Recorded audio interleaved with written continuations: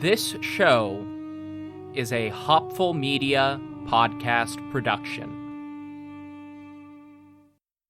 Hey, History of Persia fans. Before Persia, another civilization controlled the Middle East. The very first civilization, the inventors of writing itself. From the clay tablets of ancient Mesopotamia come the oldest stories. The history and myth of the first Mesopotamians is the subject of the Oldest Stories podcast online at oldeststories.net. If you like ancient history, come check out the Oldest Stories after you listen to this episode. The history of Persia is intertwined with conquest. It began with conquest when Cyrus, king of a small city called Anshan, set out to build the greatest empire the world had ever seen. In a series of stunning campaigns, he achieved just that, becoming one of the greatest conquerors in history, and basically started Persian history. After all, you don't get the title the Great for nothing. But he wouldn't be the last great Persian conqueror. Other Persian rulers like Darius the Great, Mithridates I, and Ardashir I would go on to become great conquerors on their own, establishing their own great empires and legacies. If you want to hear their story, and the stories of other great conquerors, many of whom are far less famous despite their great achievements, join me, Ramzi Shalah, on my podcast, The Conquerors Podcast, available on all platforms you listen through.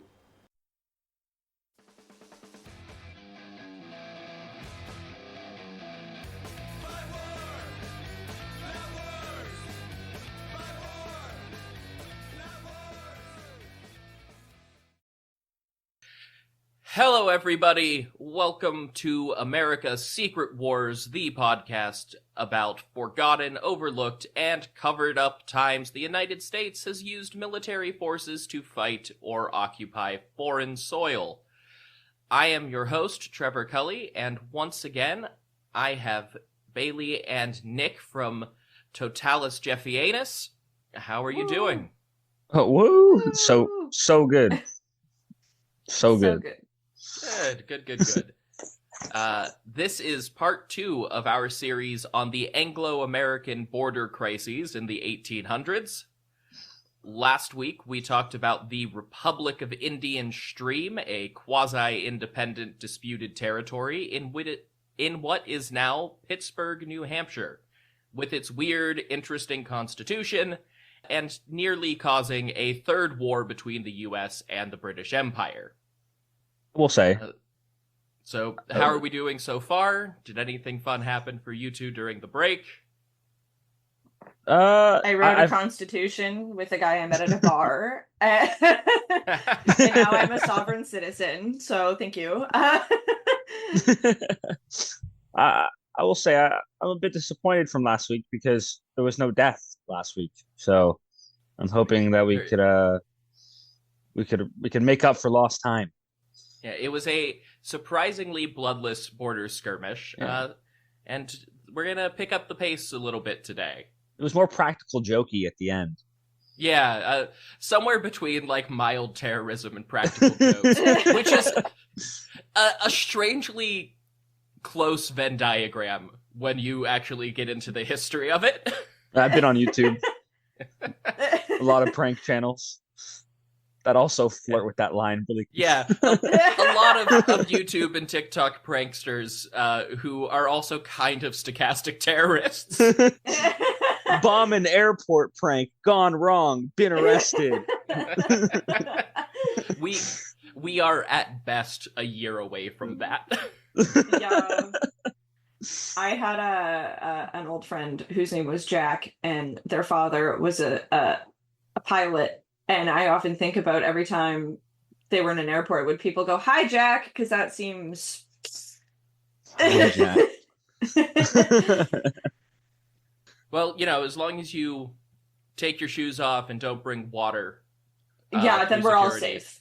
As everyone knows, a sealed Dasani water bottle from 7-Eleven could be a bomb, but a sealed Dasani water bottle from Hudson News inside the airport, clearly safe. Well, it's Yeah. only safe because it is $4 more. You're paying Yes. for the non-bomb option. This is the security so- you're paying for. It's like insurance, really. But if you're flying international, you don't have to pay taxes on it. Great! You can get some Toblerone and non-explosive water bottles. My favorite. Water that leaves me alive afterwards. Well, today we are gonna shift focus from New Hampshire to Maine in our continuing story of the U.S. and the British colonies in Canada. So the question is, do the words Aroostook or Madawaska mean anything at all to either of you? I think I've heard of I've heard of Madawaska. ayahuasca. I think you're thinking of ayahuasca. Oh. Madawaska is a place in New Brunswick. Ayahuasca is a thing that Joe Rogan does. Yeah. Oh. That's where he gets all his great ideas. And here I thought they came from Canada's greatest son, Jordan B. Peterson. Oh, we have a picture of him in our bathroom. Yeah. That Framed. is For the listeners out there, that is false and untrue. I did say that in a very straight face. well, you see, it represents Hegelian hierarchies. He gave a talk at my university while I was there, and I did not go. But part of me wishes I did, just to be a pest. I think honestly that was the entirety of the audience anyway. Or just Absolutely, that's what they do it for. Is not to inform college students; it's to create social media content. Yeah. Yeah. I was in undergrad for the height of the Charlie Kirk, Milo Yiannopoulos, wrecked and destroyed college students craze in the fringe right that is now the mainstream right. And those were the days. it was always just that. Can we bring back the Protesting- Mitt Romneys? Yeah, protesting those guys was always significantly less fun than going out to the curb outside of the university and harassing the Westboro Baptist Church people. Yeah. Oh, the Westboro Baptist Church. Just We reproduce, we recruit.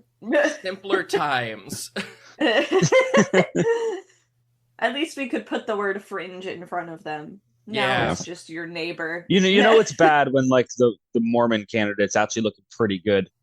Yeah, when when you look at the guy who was characterized as a fundamental threat to human liberty in 2012, and you're like, he seems like a really great dude.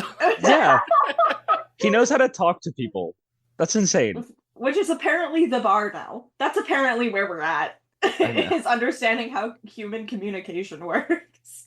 Yeah, and it is interesting, partly just because I have reached a point in time where I have lived long enough to have, for a new political epoch to happen, but to see the neoliberal Obama era leaders all over the world, one at a time, just kind of blipping out of Fizzle existence. and die out.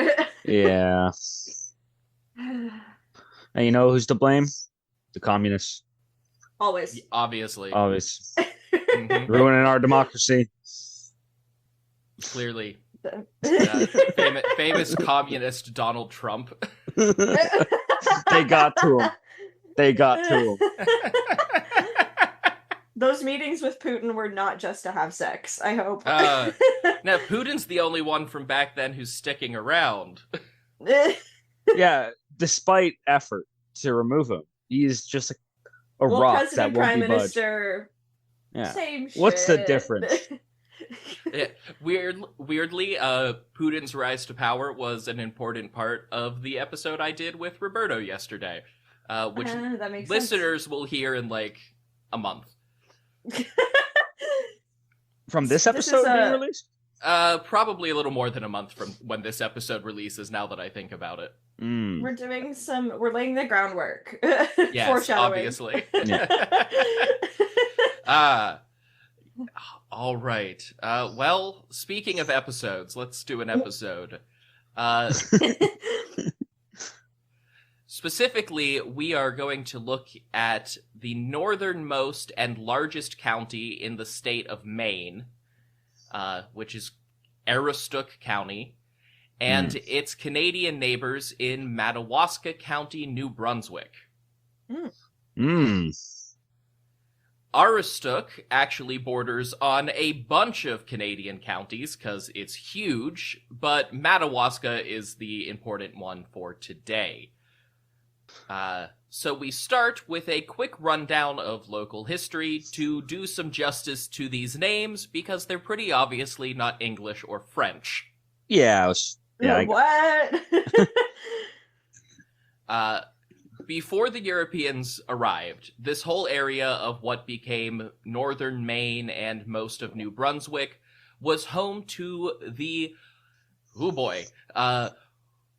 Wolastoqiyik people, an indigenous nation who, like the Gowasiak in the last episode, were part of the Wabanaki Confederacy.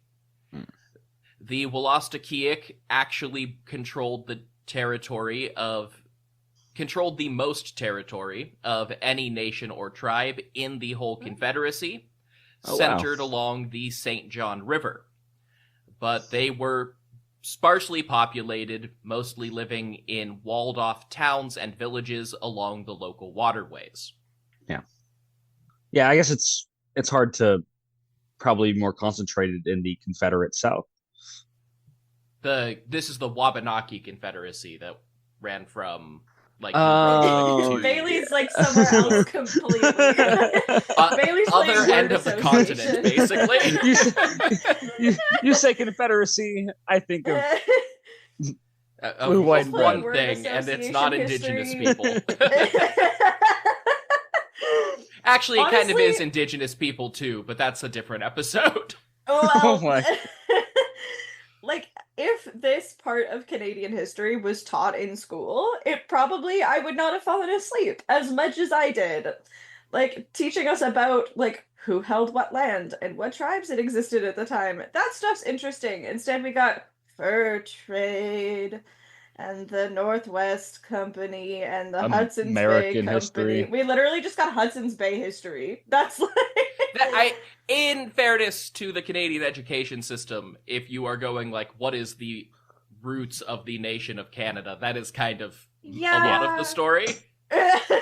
Although, like, I'm saying we could dedicate 3 months to it instead of like 4 years. But yeah, I would love like a lecture series or something that goes into more of the like proto-state formation that was going on by the time Europeans started colonization. Yeah. And how that was affected by like Europeans coming and being like, no, this is how a state works. Because they were figuring out a different version of it. And then they kind of had to rearrange things to interface with the new arrivals. Which would have happened to some degree when contact was made, even if it wasn't horrible and violent. Yeah, as it would become. So, like a lot of cultures, both in the Americas and across the world, the Wolastoqiyik have spent a lot of their recorded history with an exonym, a name given to them by other people. Europeans first encountered their Mi'kmaq neighbors, who called the Wolastoqiyik Maliseet, literally meaning the slow talkers, because of their different but related languages. Ah, great. Feels rude. It would be like if the English called the Dutch the funny voices. I mean, do we not do that? Yeah. But like, because Dutch sounds like Yeah, what you do when you're trying to make English sound silly. exactly. Dutch is just weird English. Yeah, it is weird how often I can be given a sentence in Dutch and be like, oh, I understand every single word of this. Yeah, you can get there at the end, you know? Hallo. Yeah.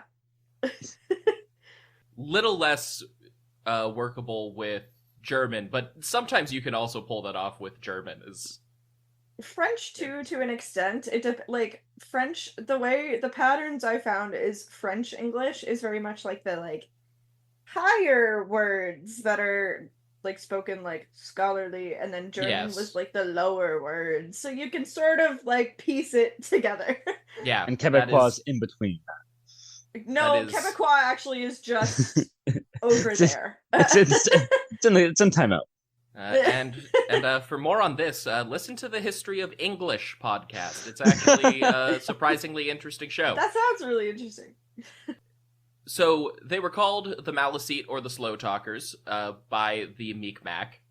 And when French fur traders arrived in the 1600s, they called the Wolastoqiyik the Maliseet as well. I won't be doing that, but you will find quite a lot of sources on this region that do. Yeah, you love to just round up a group of people and give them, a name, generally meaning, all of you that aren't me. Yeah, basically. Especially when you get to, like, the western United States, in the, like, mountain plains region, whatever the empty bubble of, like, Wyoming, the Dakotas, and Saskatchewan is.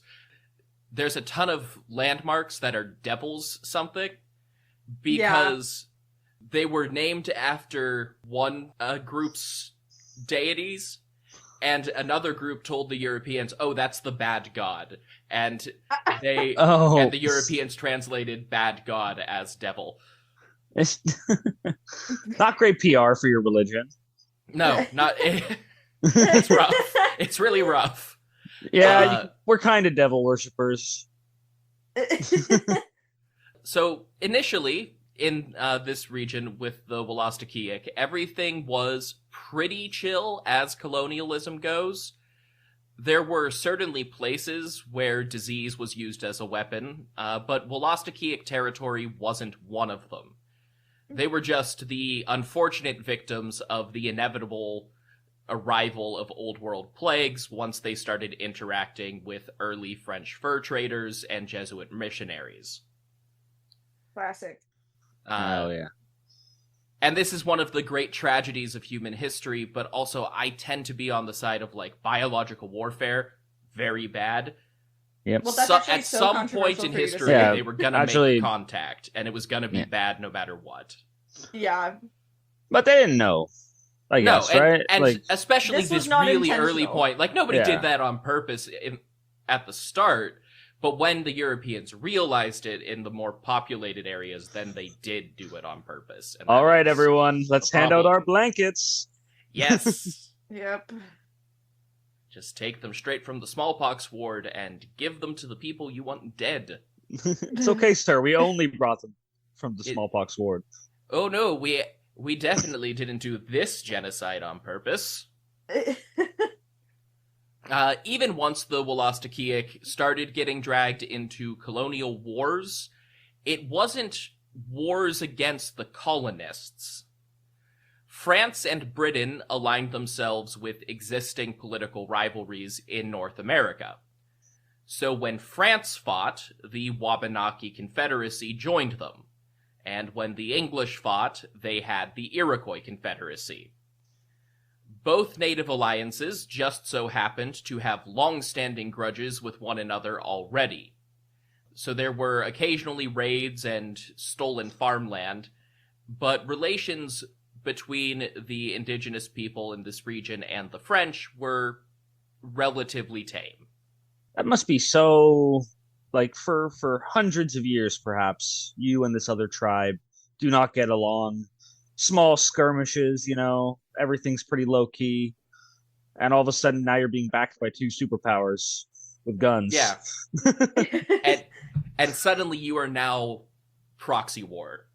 Yeah. Yeah. Yeah. And, like, I'm guessing there's a lot of people who would assume, well, yeah, they might not have realized it. They definitely did. Oh, They definitely absolutely. realized the precarious situation they were in. Maybe not in the first couple of minor clashes between the French and the British in North America, but certainly by the time you're into the 1700s, everyone knew the score. Yeah. And this dynamic did shift in the 1700s because the British encroached further on Wabanaki territory and started fighting members of that confederation directly. War and disease took a constant toll on all of the indigenous people in the region, and the Wolastoqiyik were just one of many tribes to see their population collapse as the British seized their land, especially following the 7 Years' War when Britain took over French Canada. Right. I'm glad we've grown as a nation. Yeah, you got rid of residential schools in the mid 2000s.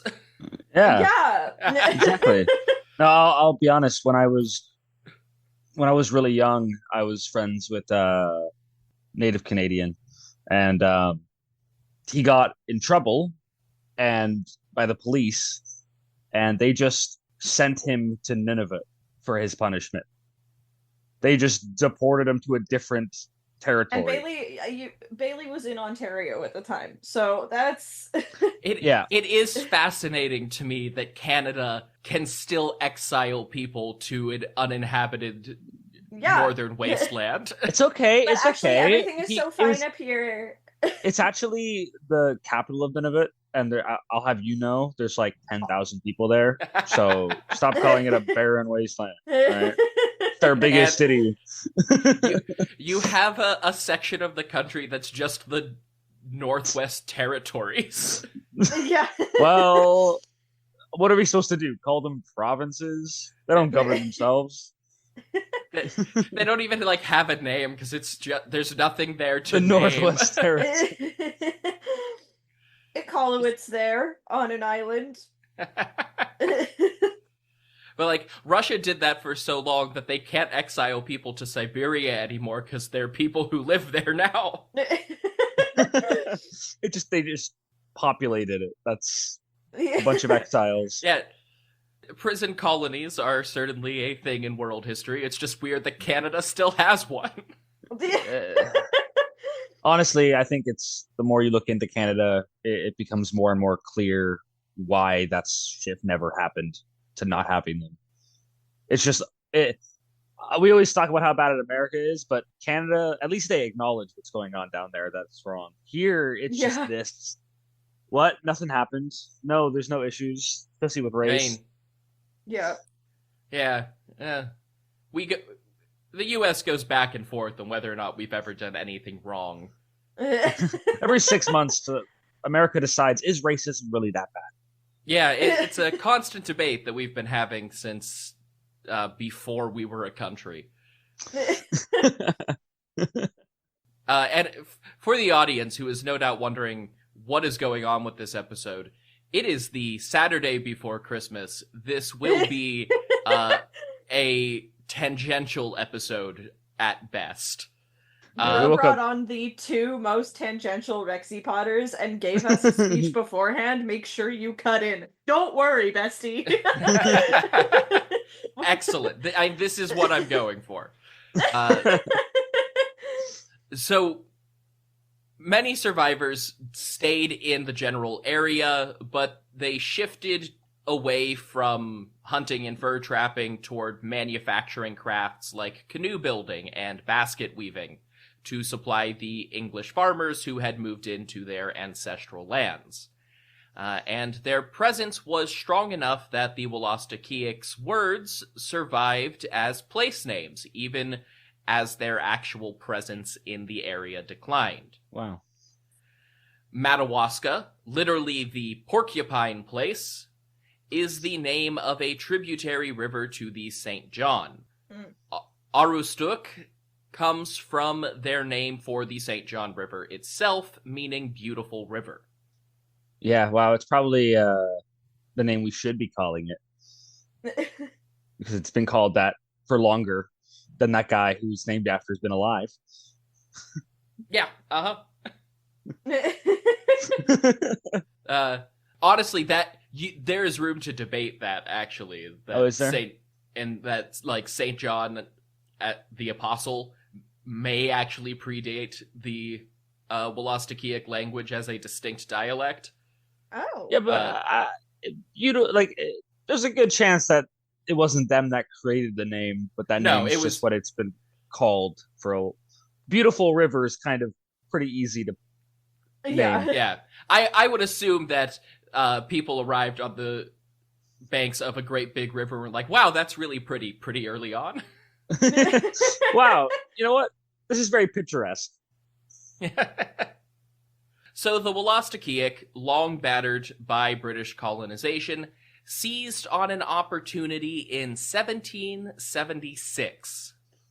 On July 19th, a messenger from General George Washington arrived in Wolastoqic territory to inform them that the United States of America now existed as an independent nation, and to invite the Wolastoqic to help in the war against the British. They immediately agreed and started raiding British military camps and towns, making the Wolastoqic the very first foreign nation to sign a treaty with the United States of America. Oh, wow. Hell yeah! Let's see if this reaps the benefits of of the American Constitution. There have been subsequent political clashes and problems with both the U.S. and Canada, but largely as part of more general policies regarding indigenous people as a whole, rather than anything about the Wolastoqic specifically. They don't even play that big a role in today's actual story, but since their words make up the entire episode, I felt obliged to give them some well-deserved attention. Yeah. Before going further, I also want to shout out the Aroostook War of 1839 by Gary and William Campbell, which is a great and mercifully easy-to-read book that formed the core of my research today. Woo! That was my shout-out cheering. The Campbells. As we discussed last time, the American Revolution ended, and the U.S.-Canadian border was established by the 1783 Treaty of Paris. Yes. It's just that not all of the details were very well defined. The whole last episode was premised on a debate over exactly which tributary stream represented the headwaters of the Connecticut River. As another example, quote from the treaty, "From the northwest angle of Nova Scotia, viz. That angle which is formed by a line drawn due north from the source of the St. Croix River to the highlands along..." I did copy this directly from the text. "To the highlands along the said highlands, which divide those rivers that empty into the river St. Lawrence, from those which fall into the Atlantic Ocean, to the northwesternmost head of the Connecticut River." Wow, very clear. Right. Super clear wording. So it ends with the borderline that we discussed last time. Right. And the rest of that description, from Nova Scotia by an angle of a line to the St. Croix along the highlands that divide the tributaries from the St. Lawrence and the Atlantic, that's what we're talking about today. And that's the clear version of the phrasing. I just pulled up a map. I'm just looking at it. Yeah. I will have a map to show you in just a minute, too. This is where we run into all of the problems. Nobody had ever bothered to inform either the British or the American governments exactly where the source of the St. Croix River was. Why does that matter? It took continued bickering about trade and borders before the 1794 Jay Treaty authorized a joint Anglo-American surveying team to actually map the river and find out where it started.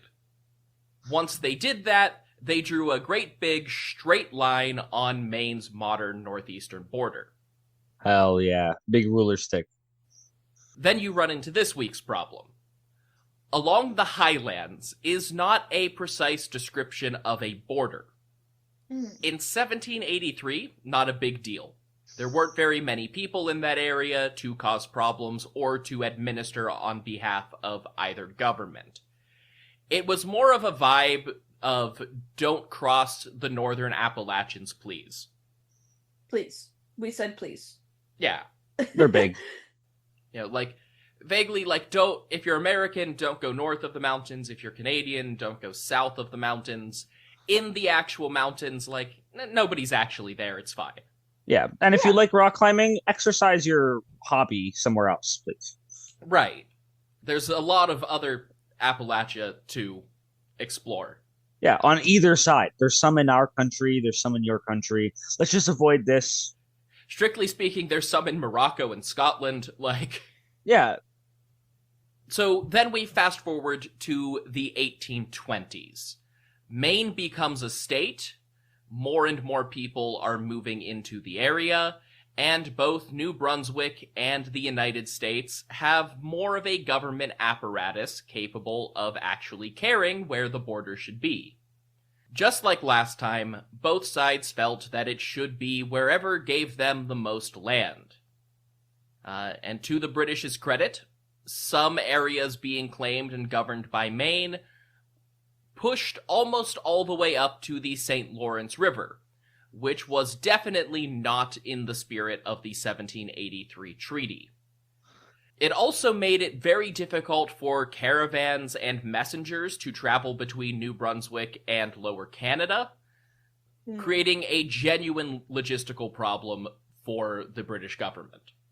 And you know what? That's something I never really considered because, like, when America, did their little rebellion, I kind of assumed, like, thinking about history, that borders are more concrete than they actually are.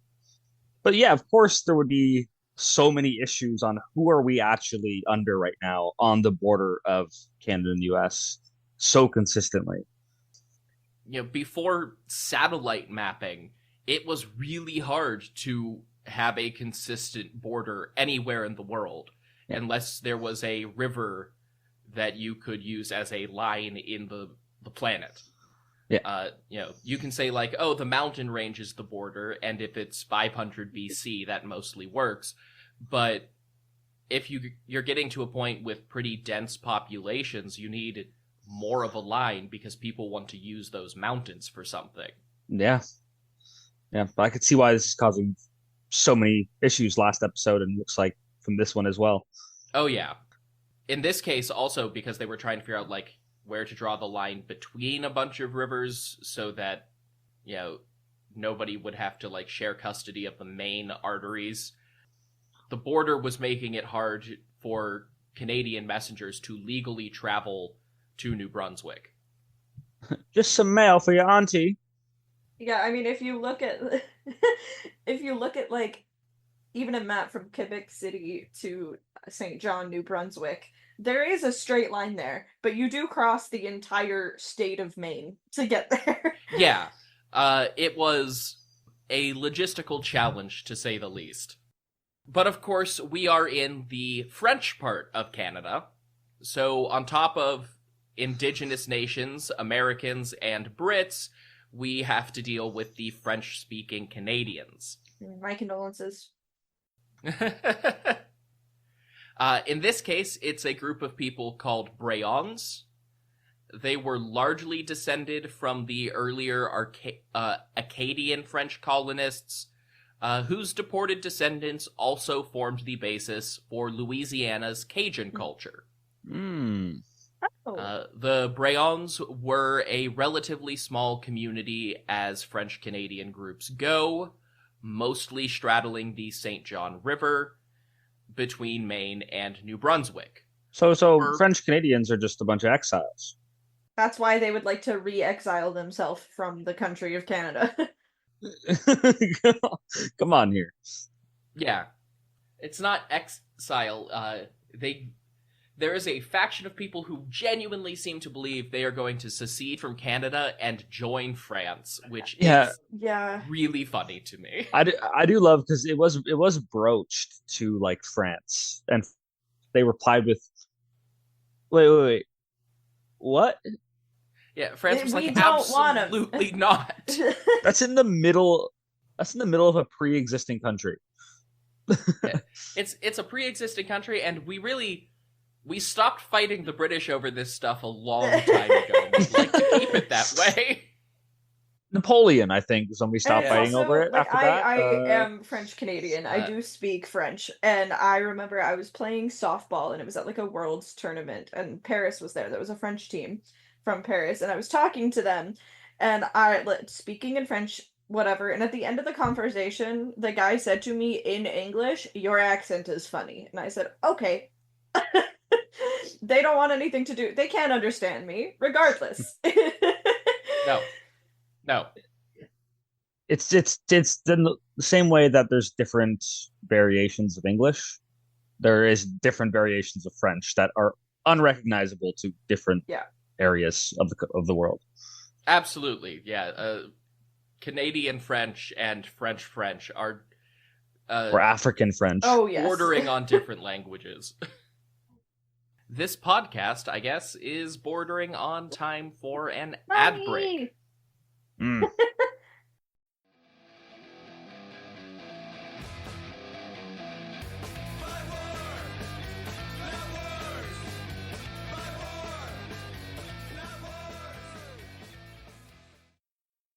You are listening to the History of Persia podcast. And as we've been hearing from Trevor, the history of the Persian Empire is a story of Persian domination of much of the Middle East and Central Asia. But this was not the first time these lands were conquered, and it would certainly not be the last. I don't want to give too much away, but in the year 329 BCE, the important Persian city of Samarkand in modern-day Uzbekistan was conquered by some guy by the name of Alexander. But what's interesting about this city is that about 1700 years later, this same city, Samarkand, would be the glowing capital of an empire forged by a man known as Timur, or Tamerlane, or simply Timur. And Timur has gone down in history as a fantastic tactician, a man who supposedly never lost a battle, a great patron of the arts, and one of the most brutal conquerors of all time. From about 1365 until 1405 CE, Timur was almost constantly at war, building for himself an empire that stretched from modern-day Turkey to India, from Syria to the Russian steppe, and I want to know how and why this happened. If that sounds interesting to you and you want the story of Timur told by a guy who talks too fast and has loud neighbors, then check out my show, The Timur Podcast. Find out more about it at timurpodcast.com or listen to it in most places where you find podcasts. And with that said, take it away, Trevor.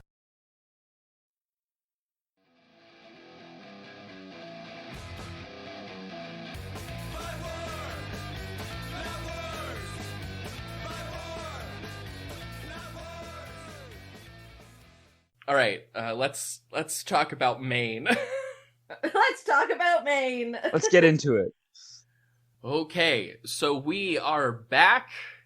And we have established most of the background of these border skirmishes between, or these border debates between the U.S. and New Brunswick. And before we continue, I'm going to show Bailey and Nick a map of the relevant area. So you can see the yellow area is the area claimed by the United States. All right. And I will post this map with the episode when it goes live. But you can see it extends Maine almost to the Hudson Bay. Yeah. They're really trying to get in there, aren't they? And you can see how this might have caused some logistical challenges for, like, travel between the Canadian colonies. I'd have to give them my passport only 4 times today. It's only 10 a.m. Huh. But by contrast, the British were trying to claim, like, the northern quarter of Maine. So It's a messy border situation here, and there is a lot of disputed territory in there. A lot of border gore going on. Yeah. Yeah. They couldn't even agree on where to draw a straight line from the source of the St. Croix River. At some point you have to question, like, are they just doing it to argue with every other person? Because it feels petty. Yes, at least that, like, difference in the straight line from the St. Croix, absolutely just pettiness.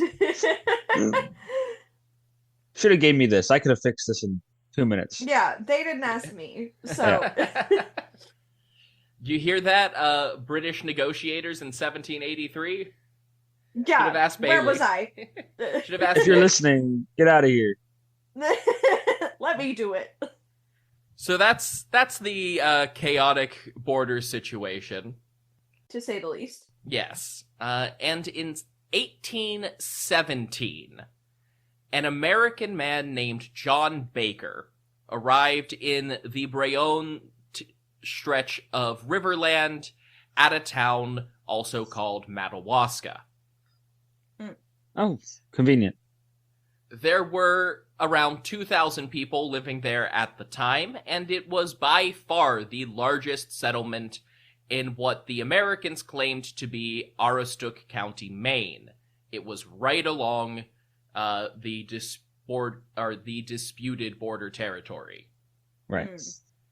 The nearest settlement had about a tenth as many people. So not a population-dense area in 1817. No, definitely not. The Bakers were one of just 16 American families to settle in Madawaska. Oh. What was their profession, if you don't mind me asking? Shut up. Being plantation guy owners, sucks. I think. Oh. I was hoping baking. No, not likely. Logging, probably, in this area. Yeah. I guess loggers doesn't have a good ring to it. You know, his British relatives on the other side, possibly bakers. The rest of the settlement were all French-speaking Brayons, who admittedly resented the British, but didn't have a stake in this border dispute. John Baker, on the other hand, was virulently pro-American, and in 1825 he petitioned the state of Maine to openly claim the whole Madawaska region. When the state government didn't respond fast enough, John Baker became a bit of a terrorist. Well... You need to do what you need to do. He started attacking and harassing British mail couriers traveling by canoe down the St. John River. In That's 1827, He He's kept just chasing around postal service workers. yes, he is harassing the mailman. On at least one occasion, John and his cronies intervened to beat up a New Brunswick sheriff for arresting an American man in Madawaska. Yeah. So we are How dare back to roughly what was going on in Indian Stream in the last episode. Ooh, but Yeah. that was at the very end. It got that bad. Yeah, This is the beginning. This is the beginning. So this is when it's In still the slapstick beginning. comedy. Yes. Yeah. He generally made it his personal mission in life to prevent the British government from doing anything in town. And on the 4th of July, 1827, Wow. Baker held an Independence Day party at his house. The other American families attended, as did a few Brayons, because, hey, it's a party. Costume and- party. And Baker declared that Madawaska would be an independent republic until the United awesome. States properly annexed them. Thank God. Thank God. Pass me some more wine, please. His wife, Sophrina, then raised a homemade flag for their new republic. Oh yeah! is- Please tell me There we have has this to flag. be a movie about this, but it like sitcom style. And the flag is, Brilliant. unfortunately, maybe a little bit boring, but kind of what you'd expect from an American declaring an American separatist republic. Yeah, I was prepared to be disappointed. They're walking stereotypes of themselves. This is amazing though, because this is technically before the stereotypes. They made the eagle American. It was their doing. They're trendsetters. This is. Do either of you want to describe the flag of the Madawaska Republic? Okay, so we've got it's an eagle, but it's shaped like a hawk in the middle, JPEG form. Stunning. Then we've got 6 red stars in like a semicircle around this eagle. Obviously indicating the 6 different guys who signed this. And it is stunning. And it was on a white background, because I'm sure she just used like a bed sheet. Yeah, it's expensive to have colors. Or really inexpensive. Yeah. So yes, the flag of Madawaska with a bald eagle surrounded by a semicircle of stars that don't represent anything clear to anybody. No, I think we've established the 6 guys in this small place. And the eagle is freedom, as always. Yes, of course. America. Fuck yeah. So, that was the 4th of July, the Declaration of Independence for the Madawaska Republic. That's such a convenient day. You don't got to make up a new one. No. You know, you're already used to celebrating it. And then as soon as you're annexed, it's like, we're fine. And then you just go right back to normal. You don't have any of this funny business with a new and innovative constitution. Exactly. No bloodshed. It'd be brilliant.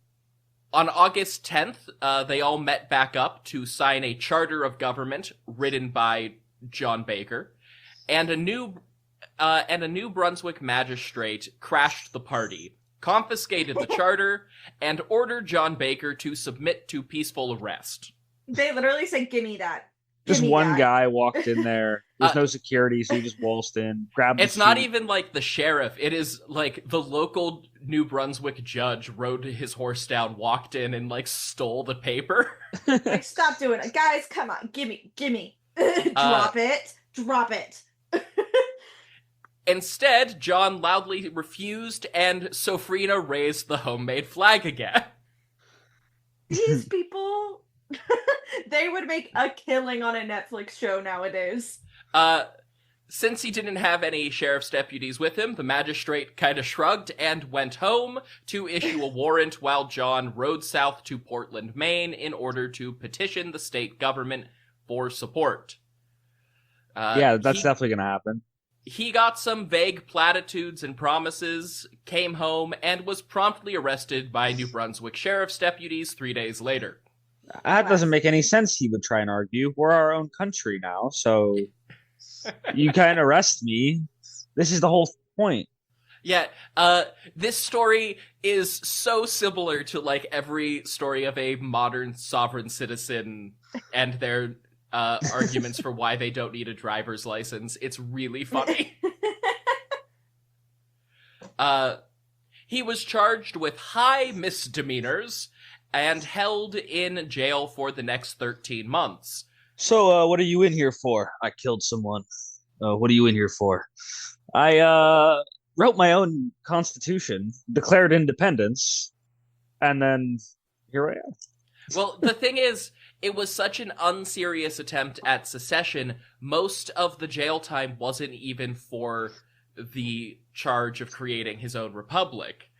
He was stuck in jail mostly because he couldn't afford bail or the fine for secession, and partly because when they got him in court, they realized that John Baker had unpaid debts in New Brunswick. Those damn debt collectors. Which makes you wonder, maybe it wasn't all about American independence for why he wanted his house to be in America. It was about the parking ticket. It's always the parking ticket. Yeah, it really, really is just like they already put a boot on his horse. He bought a plow or something or some axes on credit and didn't pay it back. Yeah. It's just literally a really heavy boot that they put on the horse. Like he's just wearing shoes. Yeah, it's one shoe with a bar across the middle, so he can't. But what you do is you turn the horse's heat all the way up, and then you can just kind of slide a credit card or something underneath, and it pops right off. Oh, yeah, exactly. In 1831, John Baker went to Portland and petitioned the state of Maine to annex his hometown once again. In response, New Brunswick issued another warrant, which he escaped by hiding in the woods. Of course. This guy is single-handedly proving the great man theory. Yeah. Well, I don't know if either of you have ever listened to Mike Duncan's Revolutions podcast. A little bit. At the end of the initial run for that series, he proposes a great idiot theory of history. Oh, that's our entire podcast. That's what Bailey and I do. Which feels more accurate to me. Yeah. No, absolutely. Because what are stumbling through blunder after blunder, but somehow working? Yeah. History is made by men who don't get to choose their circumstances or something like that. Baker sort of drops off the record for a while after that, escape into the woods. But in 1840, at the very end of our story for today, he winds up arrested and fined again for enticing soldiers of the British Army to desert while stationed in Madawaska. This guy accidentally is iconic. Again, like, he is the 1820s equivalent of, like, a modern Sovsit guy. This is, like... That flag has St. George's Cross on it, which means you are operating under British law, but I don't recognize that. This guy is, like... I had a thought and it's gone, but I'm glad to know that this kind of guy has always existed. Imagine him with a YouTube channel during all this. What? Imagine him with a YouTube channel. Oh my god! Of all this. He is the kind of guy who would have like a 800 subscriber YouTube channel where he's like role plays as one of the big accounts in his political faction. There's this one YouTube video, it's Ray's Last Jump, and I will find it, because that is this guy. It is these Canadians who live up in the middle of buttfuck nowhere, Ontario, and they create jumps to go over them in golf carts, and they just found the town alcoholic and put him on and gave him armor of cardboard, and it is my favorite YouTube video. And like a hockey helmet? Because that is this guy. Yeah, in a grand twist of irony, Madawaska will ultimately end up on the Canadian side of the border and become the name for the whole surrounding county. But the original town of Madawaska was renamed to Baker Brook in honor of John Baker. And a version of Baker's Republican flag now flies in front of the town hall alongside the Canadian national flag, the New Brunswick flag, and the Acadian French flag. Wow. Icon. Wow. How did this go well for him? I have no idea because this is all changes that come like way later after the period I was researching, and I couldn't find a ton of information. But like, how do you go from the guy trying to secede to the town is named after you, and your secessionist? Well, I get how your secessionist flag flies with the national flag thing, actually, because I'm an American. Yeah, I know. There's still places in the country where certain flags that shouldn't be going up are still on properties. There's still a couple of U.S. state flags that incorporate the stars and bars into their flag. So I get how that can happen, actually. But they named the town after him. That is... God, he is teaching me that anything is possible if I'm just chaotic enough. No, I'll be honest, though. In my brain, he's been calling it that. He was calling it that ever since he got there.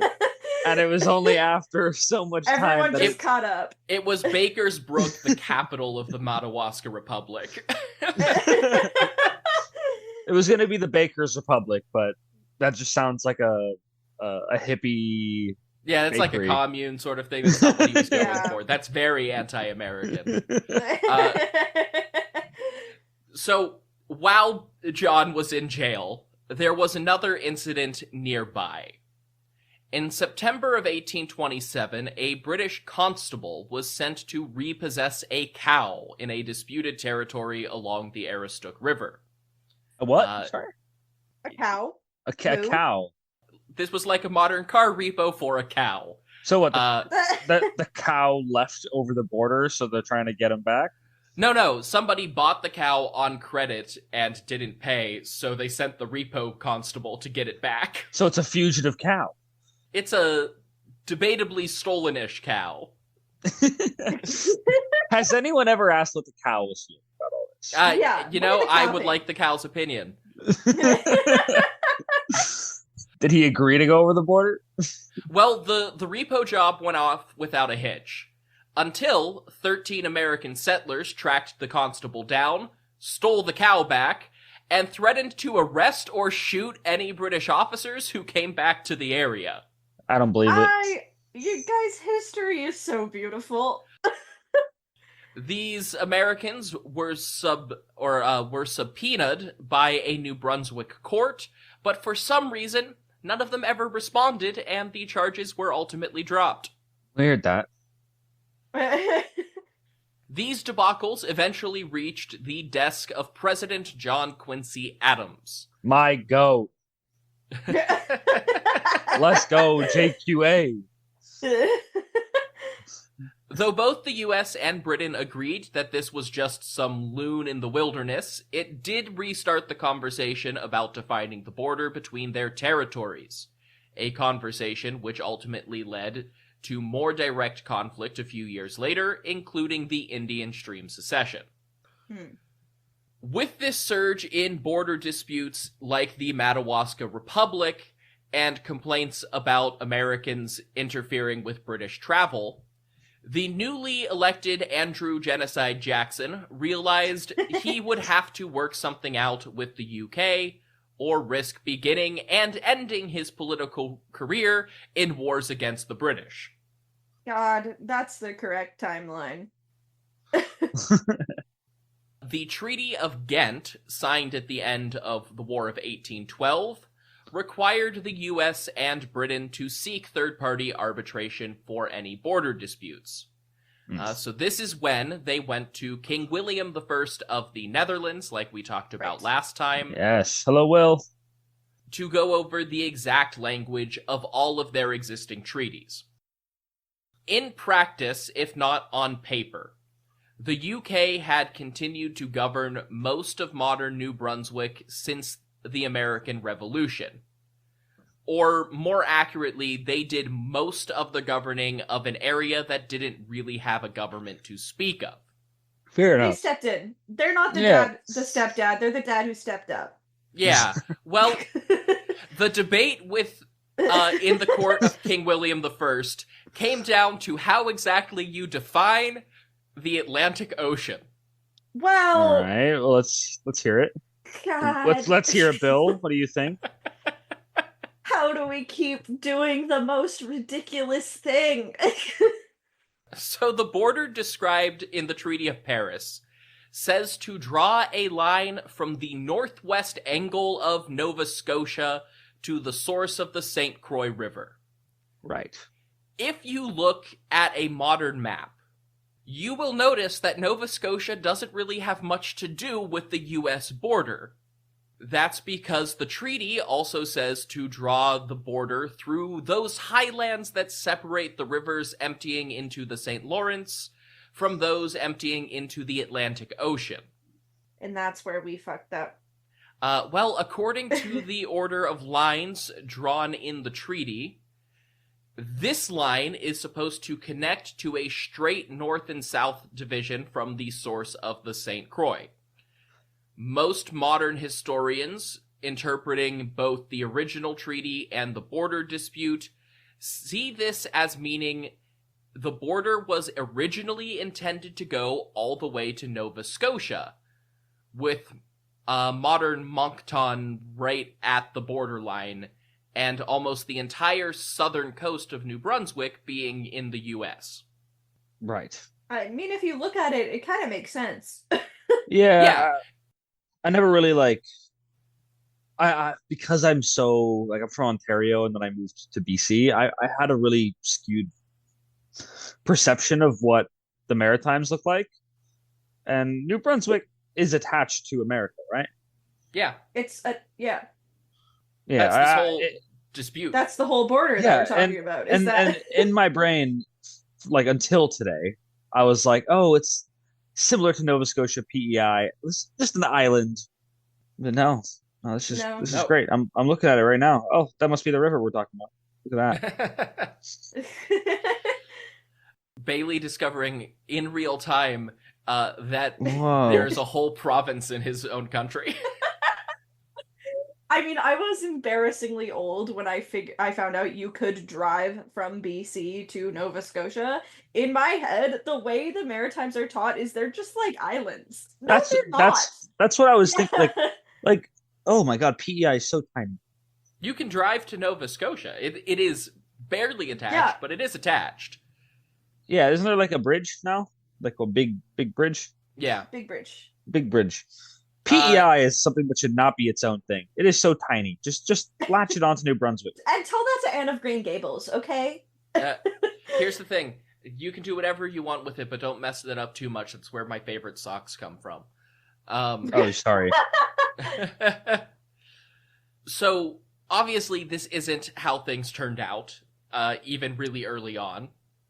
British negotiators argued that since the Bay of Fundy is technically part of the Atlantic Ocean, the clause about drawing a line through the Highlands applied down there too. That's without getting into the utter nonsense of a vague line through the mountains to define the northern border between Maine and Lower Canada. Great. For his part, King William declared the Treaty of Paris inexplicable and impractical, before just drawing a line between the two claimed territories arbitrarily. All right, King. Keep cooking. Literally. He technically gave the US more land, but the UK kept more valuable towns and waterways. So both the state of Maine and the United States Senate rejected the new treaty, and the dispute continued. Classic. It's just, we shouldn't have got a king to mediate. They hate kings. Yeah, bad call. Exactly. And then in 1836, Maine's governor, Robert Dunlap, ordered a special census to figure out what exactly was going on with the people in the disputed territory. Dunlap must have been so good at track and field. Oh, just wait for the next name. Because a Mainer named Ebenezer Greeley was sent to get a head count from Aroostook County. Yeah. Because he was. It was 1836, and you could just name people stuff like that back then. You could now if you weren't a coward. But... So obviously now we're picturing him, cranky old man. Bro hates Christmas. Objectively, I am picturing the Jim Carrey Christmas special. Yeah, nightgown. Uh-huh. Ebenezer was promptly arrested on the orders of New Brunswick Governor John Harvey. John Harvey. Yeah, what a hater. On the other side, Governor Dunlap responded by announcing that a foreign power had invaded his state and ordering the Maine militia to stand on alert for the rest of the year, which, if you remember, was right around the time that the New Hampshire militia had occupied Indian Stream, and the Streamers were kidnapping a Canadian magistrate. Yeah, and stabbing someone. This was also just a few months before the Caroline Affair and the Canadian rebellions of the late 1830s, which we will talk about next Yeah, time. spoilers. So that was going on around the Great Lakes and Niagara Falls at the same time. Mm. So now you've got 3 disputed borders, 2 or 3 wannabe republics, depending on exactly which month you're talking about in here, and Americans starting shit with the Canadian bureaucrats on all sides. 3 disputed borders, 2, whatever you said, and America being America. America first. Yeah. Oh no. The situation escalated even further the next year when Dunlap asked the newly inaugurated president, Martin Van Buren, to step in and enforce Maine's claim to the disputed territory. Hello. Van Buren refused because he didn't want his very first major decision as president to be starting a war with a global superpower. Actually, he kind of ate with that. Take some notes, Madison. The thing is, Congress was on Maine's side. Oh. They authorized $10 million in federal spending to support raising a militia in Maine. That is about $330 million today. The state government issued an additional $800,000, which is about $26 million. Yeah, getting higher. Nova Scotia promised its own funds to help New Brunswick if Maine pressed the issue. Aw, friends. Not nearly as much. The British Imperial government just didn't step in yet. So they were just letting it play out. For this region, I don't know if you know this, but it kind of obviously when you're studying American history, it's a given that all of these states are working independently with their surrounding states. And I kind of, in my head, I'm like, oh, well, Canada at this time is just one focused entity. But even you saying Nova Scotia and New Brunswick were kind of allying with each other against Maine, that feels weird because it. Well, the Canadian colonies were probably even more detached from one another at this point than the American states, because Upper Canada, which is Ontario, Lower Canada, which is Quebec, New Brunswick, Nova Scotia, and the rest of the islands were all separate colonies. Like, they had their own separate colonial governments, the same way that, like, India was a separate colony. So they wouldn't have, New Brunswick wouldn't have looked at the people in Nova Scotia and been like, yeah, we're the same people. They would have, in the sense that, like, they were all British North America, but they were completely separate government apparatus. Kind of city-states? Or like separate colonies, on the same level, like I said, as India is a separate colony from New Brunswick. New Brunswick was also a separate colony from Lower Canada. Weird. Okay, cool. Which, that changes around the end of this time for some of the reasons we'll talk about in the next episode. Spoilers. Tensions were running high in the disputed territory by the end of 1838. Different communities, or even groups within a single community, came from either the British or American sides and had openly declared in favor of one or the other. The first blood and gunfire came on December 31st, 1838, in the forests of what is now Caribou, Maine. Ooh. I have actually been to Caribou. It's a beautiful little tourist village now, but it got its start as the plantation, which in this case just means big agricultural property, of future friend of the show, William Eden, an American hero of the First Barbary War. Yes, I know William Eden. William had died a few decades earlier, but his family still lived on that land and leased the logging rights to American lumberjacks. These were the quintessential frontier colonizers, supposedly living on a diet made up mostly of salt pork and canned beans. This eventually I love scurvy. Yes. This eventually led some historians to describe the conflict as the Pork and Beans War. I love Weezer. Is that a song? Yes. Hell yeah. Do the things that I want to do. I don't wanna do.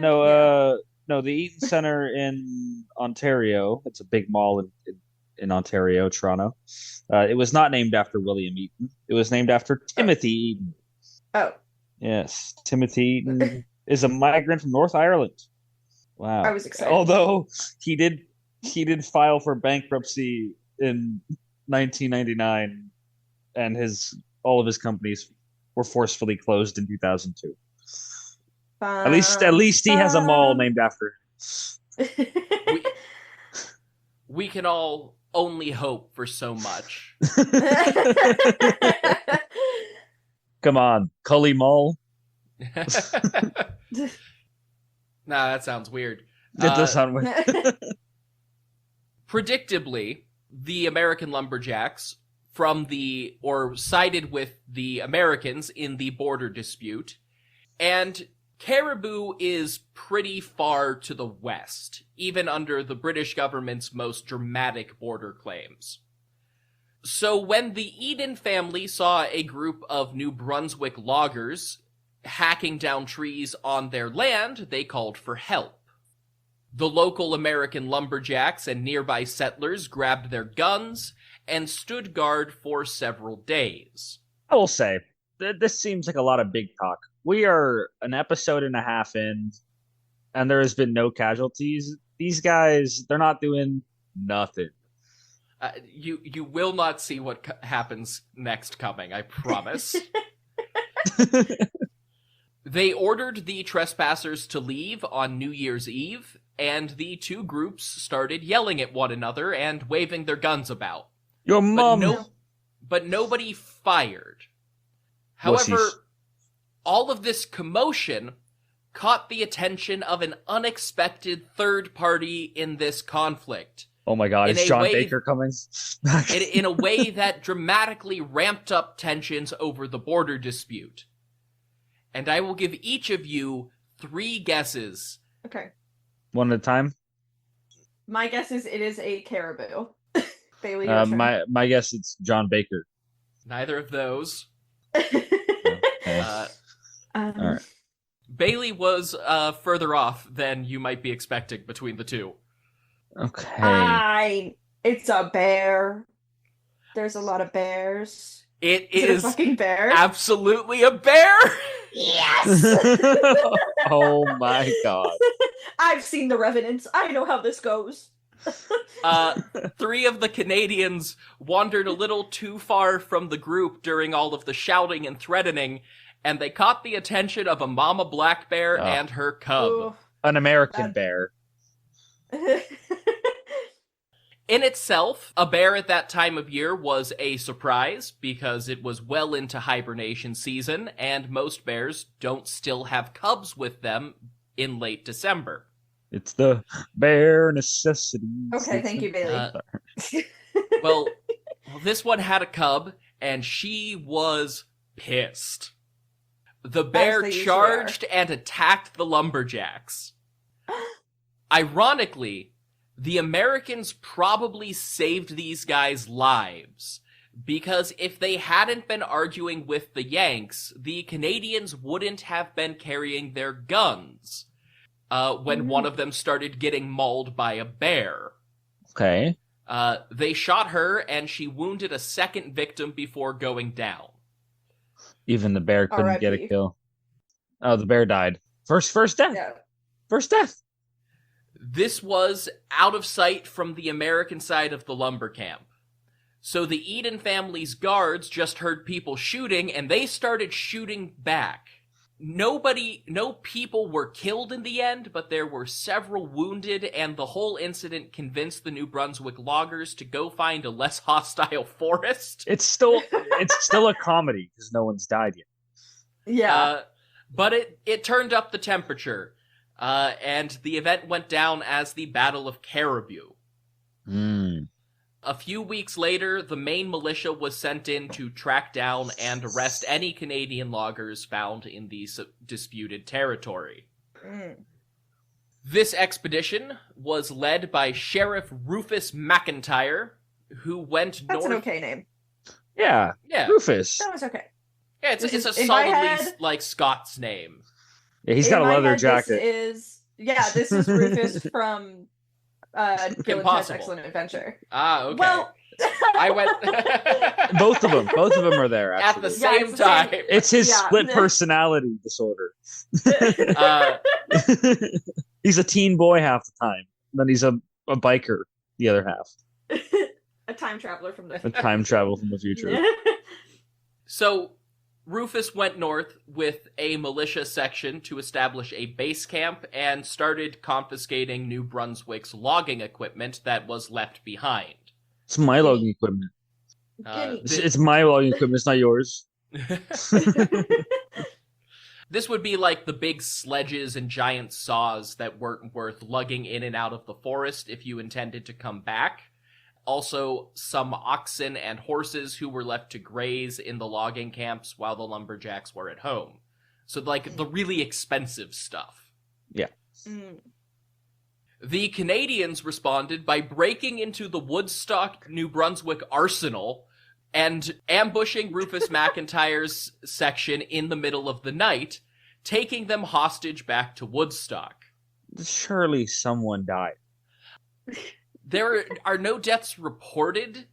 Holy hell. But that doesn't mean it didn't happen at this point. We are literally in the wilderness. Yeah. That left John Harvey, the governor of New Brunswick, with a choice to make. He could de-escalate the situation by just treating this as an act of private citizen and, just them messing around in the border zone. Or, since the prisoners were an official Maine militia, he could treat this as a military incursion. There we go. Harvey decided that they were political prisoners, which meant that he didn't have the authority to release them. He needed approval from London to do that, mostly because he decided he wanted to make London get involved.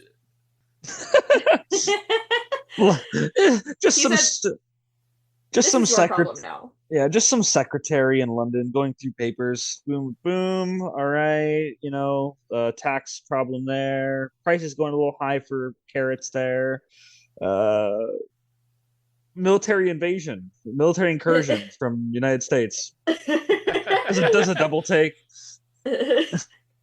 The New Brunswick militia then marched to the Mainers' base camp and demanded that they leave the disputed territory. The Mainers refused and took aim, telling the commander of the New Brunswick militia that he was under arrest. The entire time all of this is happening, Maple Leaf Rag is playing in my head. We're just like da da da da da da da da da. That's it. By some miracle, nobody important has died yet. There are, at this point, people are dying from, exposure from being camped out in the wilderness with all of their buddies. But those aren't fun first kills. But, no officers have been shot in combat at this point. So nobody that is responsible for causing these actions has died. It's only been, the innocent people following orders? Yes, that is correct. Nice. Okay, sweet. Oh, nice. I'm glad we've learned as a society. A week after arresting the New Brunswick militia, 1,000 more Maine troops marched up to the Aroostook River, and it was off to the races. There was still no official word from London about Rufus McIntyre and his troops, but British Army regulars started arriving in Quebec from the Caribbean. Of course. And let me just say, that must have sucked. Long commute, yeah. I know the tropics basically just chewed through white people back in the day, but imagine going from, like, Jamaica to New Brunswick in fucking February. And like That's brutal. we're starting to get through like a time where they're becoming quite good at working on water. So that trip probably would have only took 3 weeks now. Yeah. And that must have been a crazy temperature area, just climate change. Mm-hmm. This is what they meant by climate change. Yes, This is what they meant, This is the problem plaguing our world. The global warming's Yeah. because you're going more south. Yeah. The whole planet is just moving south. Yeah. You'll always get south if you go south enough.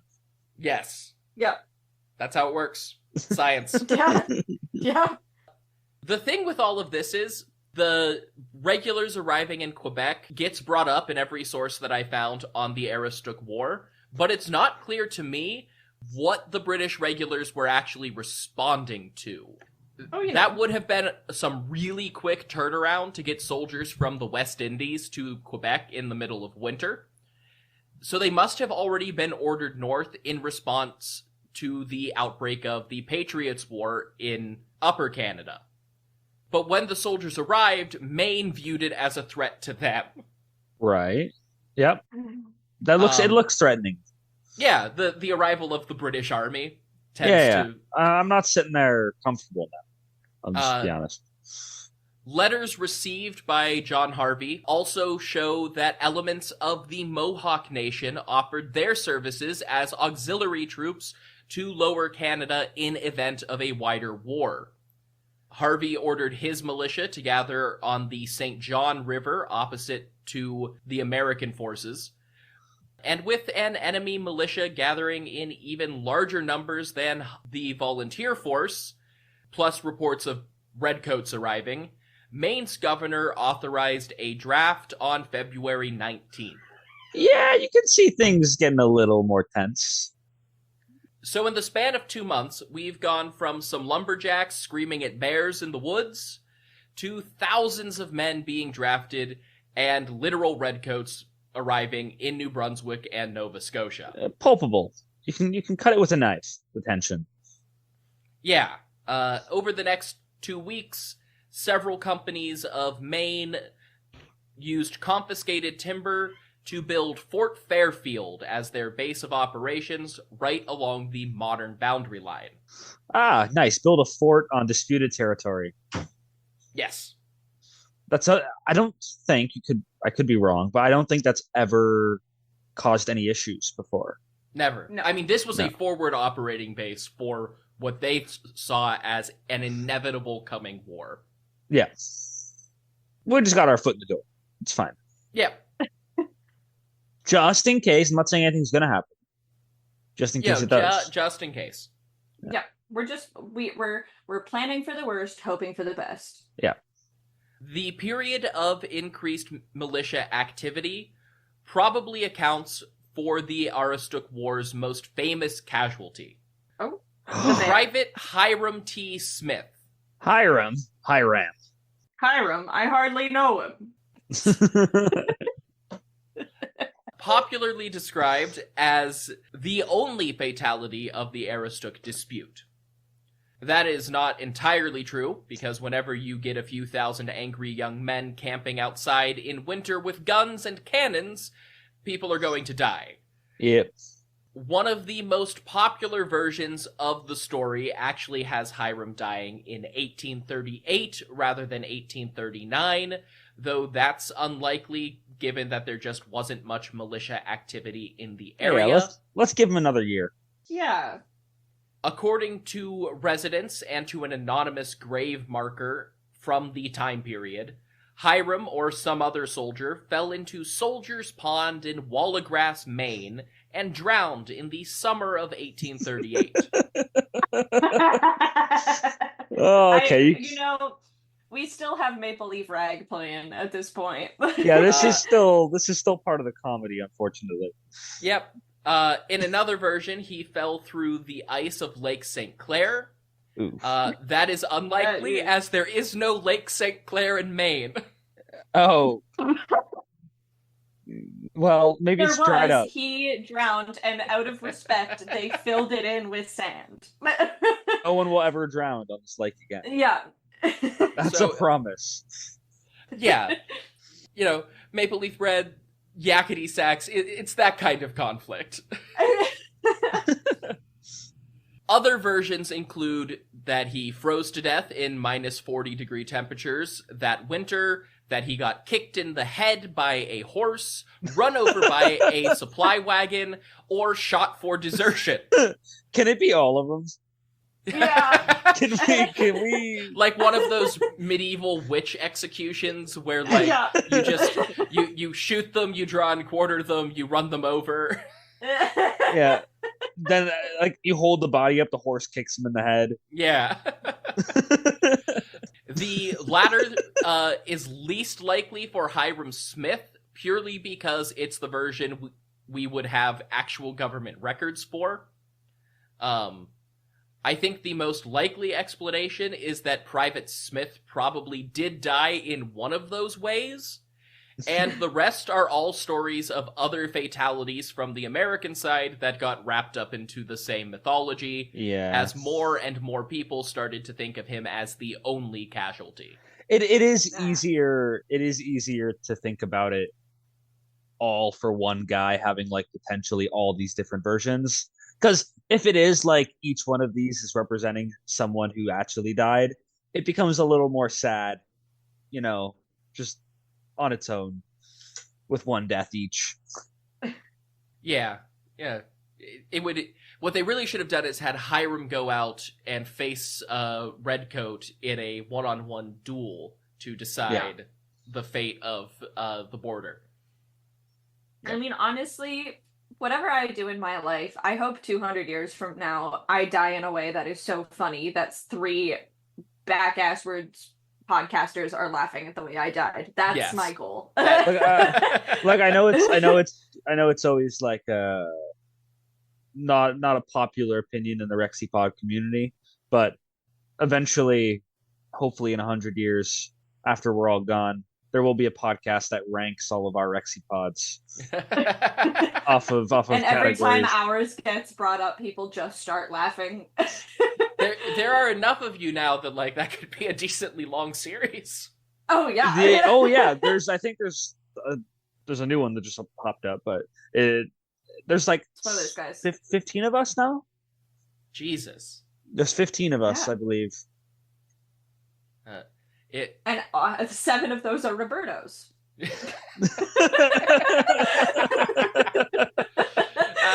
I do open the next episode that he's in with asking if he needs an intervention. I love how that's the inside joke in every history podcaster is Roberto, stop it. Yeah, and like there was like a little bit of like a movie night going on 2 nights ago, and Roberto was just snoozing during it. Snoring throughout the whole thing. He's too tired. He's exhausted because he's doing all this shit. And he it's not like he's a full-time podcaster. He has a day job. Every time I record with him, he's like, "Yeah, I'm still at work, so we have to record quick." And I'm like, "Okay." It's ridiculous. So that is how Hiram Smith died and became the embodiment of all of the bizarre casualties of the Aroostook War. No, this was an amazing. I'm glad honestly, it was very selfless of him to take all those deaths. Yes. While that was all going on, both the British and American imperialist governments were gearing up for a hell of a lot more casualties. Mid-1839 is undoubtedly the closest the US and Britain have come to all-out war since 1815. On March 2nd, while the Maine and New Brunswick militias were facing off over the cold no-man's land between St. John and Aroostook, Representative Francis Ormond Jonathan Smith was demanding that Congress authorize federal troops. Great-great-grandfather of Joseph Smith. Well-known fact. No, I think Joseph Smith is already up and about at this point. Is he? 1800? Didn't he die in 60s? No. Oh. 1839. You're thinking of L. Ron Hubbard. Oh. You're thinking of the Scientology guy. Yeah. Scientology, Mormonism, very different, weirdly similar. Yeah. A very different belief system, same type of people. We have not. The United States has not fought a war against Scientology yet. Yeah, but it is really impressive that, like, maybe this is the time, but it's really impressive that a new religion actually worked starting nowadays. Yeah, it is confusing to me how that worked. Like it's like especially that one. Yeah, because all the other ones they've had like thousands of years, some of them, to like. That's why they're still here today, and obviously we haven't had a big religion come out of nowhere since Islam, and so it's just crazy that we have one science fiction book really. Yeah, it's Tom Cruise really felt that one. In terms of global reach, it's kind of like Islam, the Mormons, and Scientology are like the three most recent major developments. Yeah, and two of those are within the last 200 years, which is insane. Yeah, from the same country. And the greatest country. And all I'll say for the audience is that L. Ron Hubbard was, in fact, in the United States Navy. Oh. So, in the Navy. So we'll see how that relates to this podcast another day. Foreshadowing is a literary device. Francis Ormond demanded that federal troops be sent to assist the Maine militia. He also warned that if the feds chose to not fulfill their obligation to defend American territory, Maine would still go to war without them. This was as much an ultimatum to President Van Buren as it was to the legislature, which had already authorized the funds years earlier. The president finally caved. While Martin Van Buren resisted Maine's warmongering early in his term, he was coming up on an election year and couldn't afford to be the president who didn't stand up for his states. Yep. Van is a washed-up man. Van Buren had an ace up his sleeve. Brigadier General Winfield Scott popped up again. We will see him another time next week. He's the big general, right? General Scott? Is that the big one? General Winfield Scott, who was soon after this will become the hero of the Mexican-American War. Yes, because he was as big as like Jackson and Harris, right? Yeah. In terms of general. The primary reason he didn't become president is timing. Yeah. He will go on to be the hero of the Mexican-American War and the guy who wisely stepped down when he was too old to be an effective leader during the Civil War. Civil War, yeah. And basically every fourth American man was named after him in the 1860s and 70s. Huh. So just before this, Winfield Scott had been the American general overseeing our interaction with the Canadian Patriots War. Then he briefly went south to oversee the forced removal and genocide of the Cherokee Nation. But now, Winnie was sent back to the frigid north to face off with Canadians once again. They're just Canadians. We got this. Over the next 2 months, Congress finally appropriated the $10 million set aside. Sorry, I'm watching this Bailey. I'm trying to say something. He just went. Oh fuck! It's taking me right out. That was unintelligible as a language, dude. You just. I'm sorry, Bailey. What were you trying to say? No. It was. Oh fuck! It's okay. You know how when you're not supposed to laugh, it is so much funnier. Like there are tears rolling down my cheeks. I'm composed. Sorry, Trevor. We are professionals. Yes. So, Over the next 2 months, Congress finally appropriated the $10 million that had been set aside for this years earlier, and the president was authorized to recruit 50,000 new soldiers into the U.S. Army should the British invade during the summer recess. Maine itself committed to providing over 10,000 militia of its own if the situation went that far. That's a huge militia number. And so as both American regular soldiers and more Maine militia went to Aroostook, they stopped off in Bangor, Maine, and composed a little war song to the tune of Auld Lang Syne. Oh! All right. It opens with the line, "We are marching on to Madawask to fight the trespassers. We'll teach the British how to walk and come off conquerors." Sorry.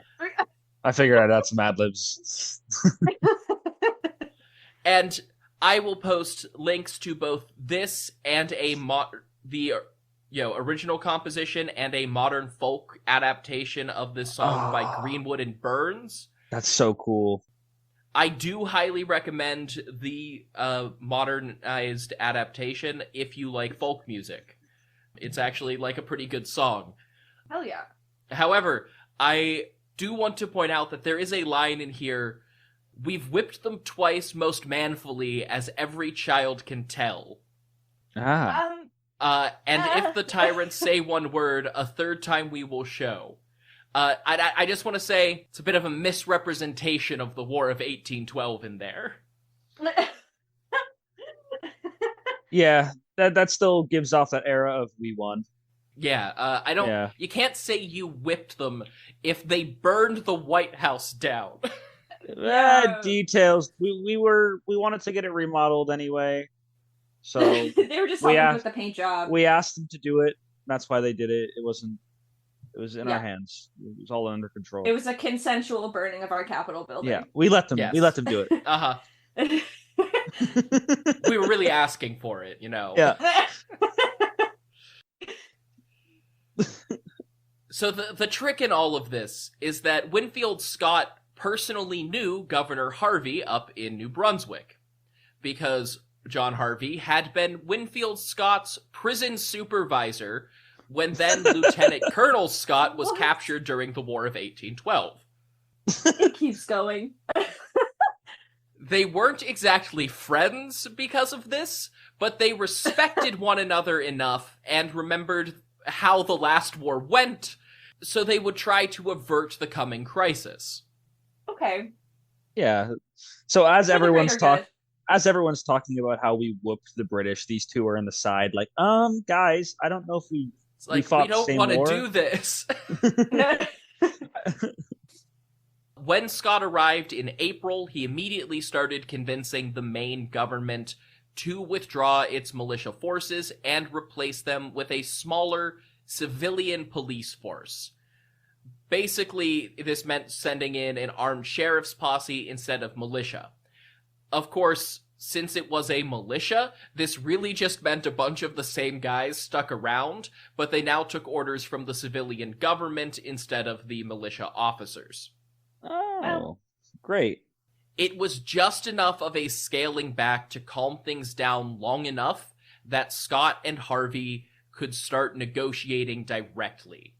Okay. It also got the local militia, who answered directly to local leaders, out of Winfield Scott's way when the United States 1st Artillery Regiment arrived to occupy several outposts along the border, which then prompted 4 companies of British regulars to come down from Quebec that October. So has any fighting actually happened, or is this just a constant ramping up of tension? It is a constant ramping up of tensions with occasional shootouts and skirmishes between individuals and squads to let out the steam a little bit. You're at a bar, that guy's British over there, you're not. Right, it's such a disputed area that the militia from both sides would just run into each other in the woods occasionally. Yeah, and obviously all they know is you're the enemy. Yeah. So this is my land. There weren't battles, but there were, people did get shot. And we don't necessarily know from the records that come down whether that was, like, shot in a gunfight with the other side or shot because it's 1837 and your gun goes off by itself sometimes. So, since, again, no confirmed casualties except for the funny one, we could still say that they've just shot each other accidentally. Yes. And one big slapstick fucking boom. Oh no, John. Sorry, John. It's okay, John. Don't worry. Yeah, that's not an impossible option.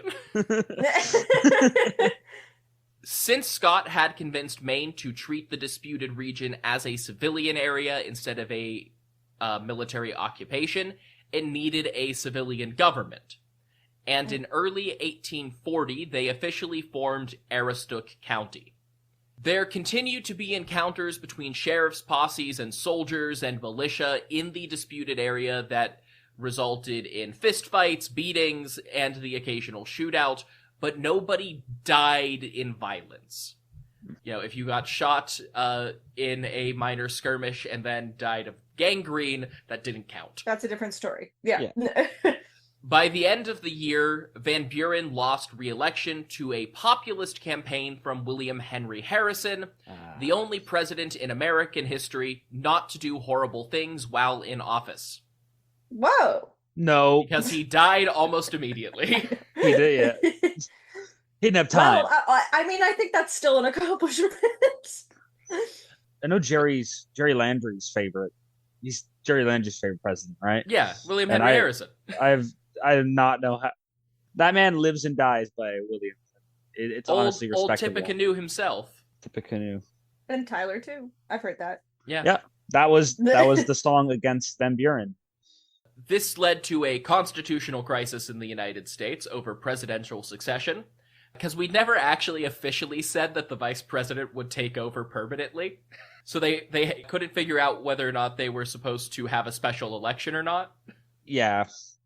No, and I remember that even Tyler, he worked so hard to make sure that everyone knew I am the president now. Yeah. And this was part of that. Both sides in Aroostook agreed to a civilian boundary commission negotiated by the American Secretary of State Daniel Webster and Alexander Baring, Baron Ashburton, who sailed to Washington, D.C. for the negotiations. Love that name. Baron Ashburton. That is the most British name fire. I've ever heard in my life.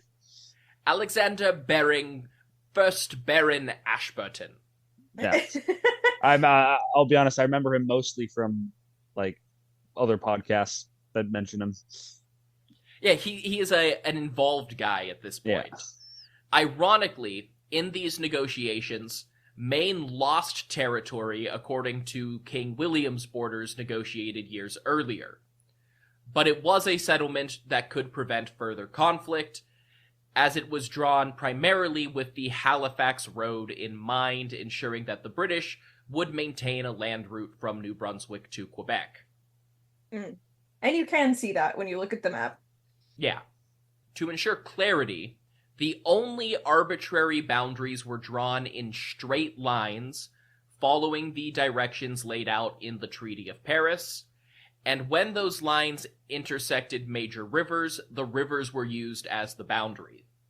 Both sides later claimed to have authentic maps found in Paris archives from the original negotiations in 1783. Ironically, Webster's map, credited to Benjamin Franklin, was probably a fake that gave the Americans less territory. Oh. Meanwhile, Baron Ashburton came with the so-called Mitchell's map, which largely supports the original American claim. So they actually came with maps that favored one another. Yeah, okay, I guess we'll offer what they want, both sides saying in unison. Uh-huh. Yeah, like the British, when they dug into the archives after all of this near war, looked at the map and were like, oh, damn. Why did we do that? As part of the Webster-Ashburton Treaty, the U.S. federal government had to pay the states of Maine and Massachusetts, because Massachusetts had previously included Maine before it became a separate state. Right. For all of the trouble caused by these unclear boundary lines and perceived loss of territory.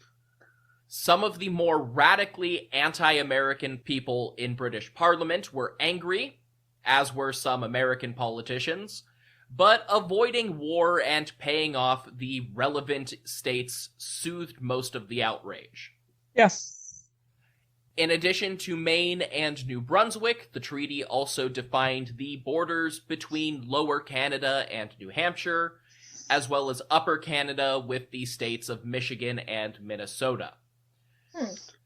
Between Webster-Ashburton, the Treaty of Paris, and the London Convention of 1818, which drew a straight line on the 49th parallel for everything west to the Rockies, the U.S. and British had worked out almost all of their border differences. That's impressive. Look what happens when we put our minds together. Yeah, you can get a lot done. Yeah. Except the U.S. goes west of the Rockies. Right. And so does Canada. Right. So we're not done with this yet. But next time we will rewind a little and deal with the significantly more of an actual war that was going on at the same time. Okay. Woo! That's War! yes. Bailey, you will be excited that the next episode features like actual battles with lines of men firing muskets at one another and people secretly forging pikes in their backyards. Hell yeah. You know what? It's going to be closer to home next week as well. Yep. It'll be right near us on the Rockies. No, next week we're just edging a little bit further west to Niagara Falls. Oh, Bailey lived there. Yeah. All right. So a little bit closer to home again. For one of us. For one of us. Yeah. But that is the story of the Aroostook War, aka the Pork and Beans War. That is the funniest war I've ever had the pleasure of sitting through. Yeah, it's just one absurd detail after another, building up to... I really enjoyed the bear. Never killing one another. Yeah. The fact that a bear was involved and still the only death was the bear at that point. I think there was 2 to 3 real icons this episode, and that was Ebenezer, obviously. Clearly. John Baker. Come on. My king. I'm looking imagine at Baker's Brook. He did all of that, and he just left too. I'm not even being a part of the rest of this. Yeah, he ran away into the woods and then disappeared for like 6 years. He was the bear. So I was actually correct. If you look up Baker's Brook, it does say human settlement, in case you were worried that it was inhuman settlement. It's because of that bear costume he keeps wearing around. The fact that it specifies human settlement. What else is settling? Bears, clearly. Well, there's two things that have colonies: humans and ants. Ant settlement. And settlement. Yeah, the Ant Republic of Madawaska was much more successful. It's still going on today. I've looked up Baker's Brook on TripAdvisor, and the first one is not worth it. The next one is one unusable bathroom in 5 kilometers. But surely the world is your toilet at that point. It's apparently just like a hiking trail now that goes to a waterfall. So there you go. I feel like that's the actual waterway. Yeah. Yeah. That I don't feel like that's the human settlement part. That's the water settlement. It had a population of 6 in 1911. Thank you, Wikipedia. This Wikipedia page is as long as my hometowns. So, very detailed and thorough is what you're saying. Of course. A whole 4 paragraphs, yes. Oh, yeah. But yes, that is the Aroostook War. Next time, we will have real battles. Nice. Real battles. Woo! real casualties, real American spirit. Real Canadian spirit next time. Canadian spirit's God. all like, it's all like, oh, Well, hey, babe, bud. There it is. Hey, bud. We'll learn about some history. I think you may be surprisingly impressed with the Canadians next time.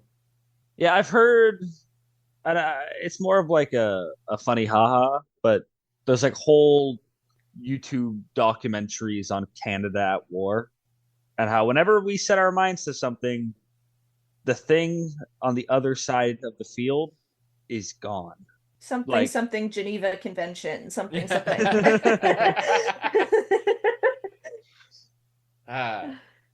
Because as Canadians will tell you, besides Normandy, the hardest beach was Juno, and that was all Canadians. They tell you that every time D-Day comes up. Mm-hmm. And yet it's almost like there's a reason that the other one gets talked about more. I'll be entirely honest. The hardest landing on D-Day was all the fucking paratroopers who just got dumped miles behind Nazi lines and had to just with their orders basically being go fuck shit up. Yeah, and that's not the scariest thing, because you have that surprise factor, but your surprise factor will really only work once, unless you're able to like be as soon as a gunshot's shot.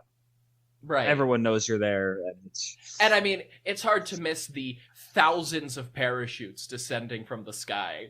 Like, yeah, the only thing you have to hope is that they can't get all of them before some of y'all land. Yeah. So, but for the end of the episode, do you two want to tell people where to find and follow you? Nick, you got this. Oh God, okay. We're Totalis Jeffianus on Apple Podcasts, Spotify, Podbean, and anywhere else you catch your podcatchers. We are ranking the historical Jeffs, the ahistorical Jeffs, as they're known, as they are known from Totalis Rankium. We're an offshoot podcast, but you can listen from my funny quips. I get to not know anything, and it's great. Yeah, and we'll work on that. We'll workshop our pitch. It's okay. Admittedly, every time we plan on writing it down so that you have a little bit more of a script, but and every time I start guesting on podcasts and yeah, and then we are also going to be on Blue Sky soon. Nick, you already are, right? Maybe. I think I'm Little Root on Blue Sky, like the Pokemon town. Oh, find me there. Yeah. And thank you, Trevor. Thank you, Trevor. Oh, you're very welcome. Thank you for coming on and doing this ridiculous, chaotic episode with me. That was perfect. So, yes, everyone, start playing your favorite Pokemon game and find Nick in Little Root. I'll be there. Ooh, I do also want to add that Nick wasn't on the podcast since the beginning, but since Nick has joined, we have started giving each Jeff a Pokemon at some point in the episode. So they can battle it out. In the final knockout rounds, they will not be fighting each other. They will be having Pokemon battles against each other. Excellent. So, purely vibes based. Yeah, purely vibes based decisions. You'll see Pikachu go against, someone big, and Pikachu will win. So that's the secret to all Rexipods, though, is that they're all purely vibes-based decisions. Yeah. All right. And if people want to hear more of my voice, you can listen to History of Persia, where I talk about the history of ancient Persia. You can find me on the internet at History of Persia on Blue Sky or at History of Persia Podcast on Instagram. You can get more information about the show at hopfulmedia.com or give me money at hopfulmedia.com.co. And until next time, my advice for you is to go fight a bear. How hard could it be?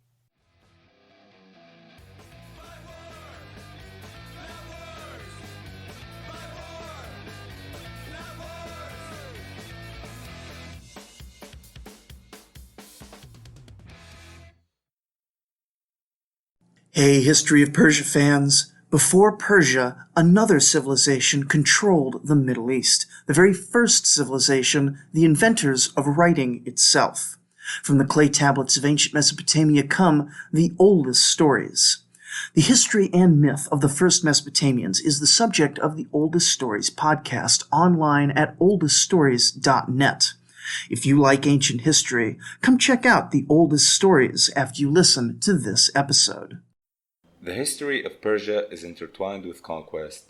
It began with conquest when Cyrus, king of a small city called Anshan, set out to build the greatest empire the world had ever seen.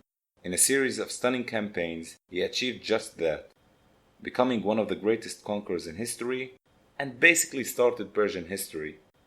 After all, you don't get the title the Great for nothing. But he wouldn't be the last great Persian conqueror. Other Persian rulers like Darius the Great, Mithridates I, and Ardashir I would go on to become great conquerors on their own, establishing their own great empires and legacies.